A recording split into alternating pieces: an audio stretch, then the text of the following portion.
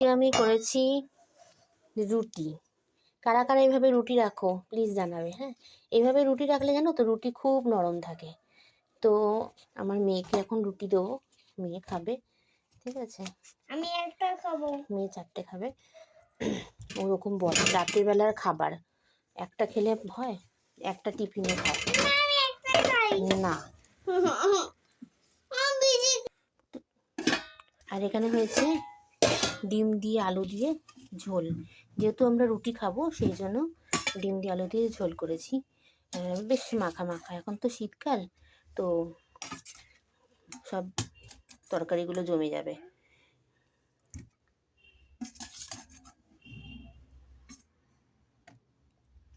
একটু ঝোল দেবো নিচের থেকে, একটুখানি এরকম করলে ঝোলটা, উপরের ঝোল নিচের ঝোল সব এক হয়ে যায়।